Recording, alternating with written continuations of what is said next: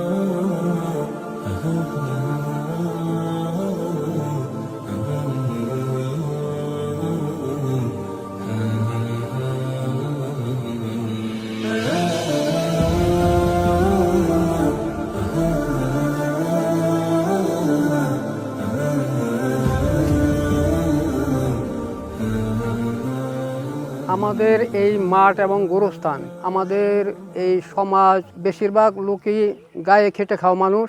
আমাদের আর্থিক অবস্থা সবারই নিম্নমানের। তো সেই হিসেবে আমাদের এই যে সামাজিক যে একটা কবরস্থান এবং ঈদগাহ মাঠ হয়েছে, আমাদের জন্য এটা খুব খুশির ব্যাপার। আমরা এতে খুবই আনন্দিত। এটাকে রক্ষণাবেক্ষণ করার জন্য আমাদের এখন অনেক কাজ বাকি।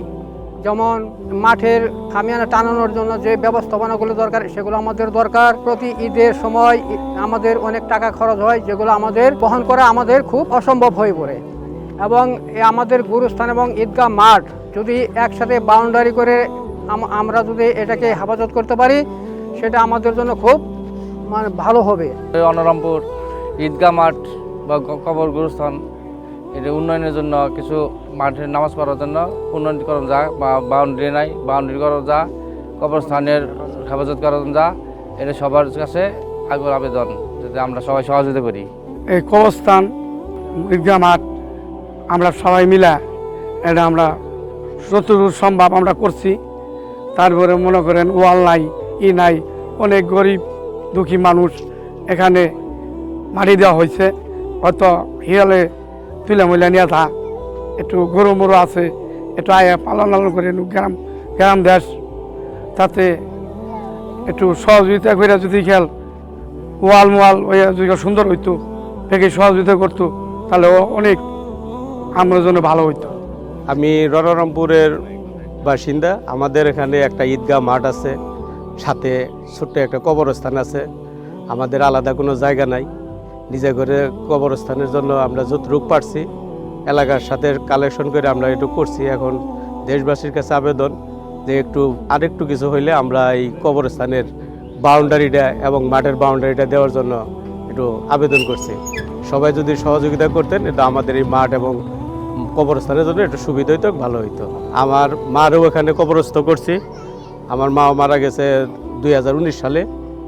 আমি এখানে মাটি দিছি, এখানে ভালো আছে, কিন্তু বাউন্ডারিটার জন্য একটু অসুবিধা হচ্ছে। মাঝে মাঝে শিয়াল আসে কবর খুঁজতে ফেলা, এই জন্য আমাদের জন্য একটু অসুবিধা হচ্ছে। যতটুকু পারছি আমরা এই বাউন্ডারিটা করছি, ঈদগাহ মাঠটাই সাজাইছি। আরেকটু হইলে আরেকটু ভালো হয়। সবাই যদি একটু সহযোগিতা করতেন আমাদের জন্য সুন্দর হইতো। আসসালামু আলাইকুম রহমতুল্লাহ। আমি ঈদগাহ মাঠের ইমাম সাহেব। আমি দীর্ঘ 7 বছর যাবত আমি এখানে ইমামতি করতেছি। আলহামদুলিল্লাহ এই এলাকার লোকে খুবই সরল সোজা এবং এই এলাকার লোক অনেকই গরিব। আমাদের এই মহল্লায় আলহামদুলিল্লাহ সবারই প্রচেষ্টায় এখানে একটা ঈদগাহ মাঠ এবং পাশে কবরস্থান হয়েছে। আমরা অর্থের অভাবে আমরা এখানে এই ঈদগাহ মাঠের এবং আপনার কবরস্থানের বিশেষ করে কবরস্থানের বাউন্ডারিটা আমরা দিতে পারতেছি না। আমরা আপনাদের সকলের কাছে আমরা আবেদন জানাই যে আপনার কিছু অনুদান যদি এখানে দান করতেন, আমরা আলহামদুলিল্লাহ আপনার কবরস্থানের বাউন্ডারিটা আমরা দিতে পারতাম। এবং আমরা যেটা করেছি আপনাদের আমরা এখানে সবার সহযোগিতায় আমরা করেছি, কিন্তু আর আমরা পারতেছি না।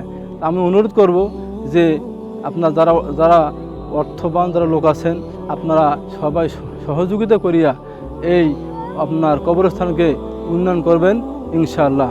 আসসালামু আলাইকুম রহমতুল্লাহ। আমরা 2015 সালে আব্দুল খালেক বকুল ভাইয়ের নেতৃত্বে একটি সামাজিক কবরস্থান তৈরির পরিকল্পনা করি।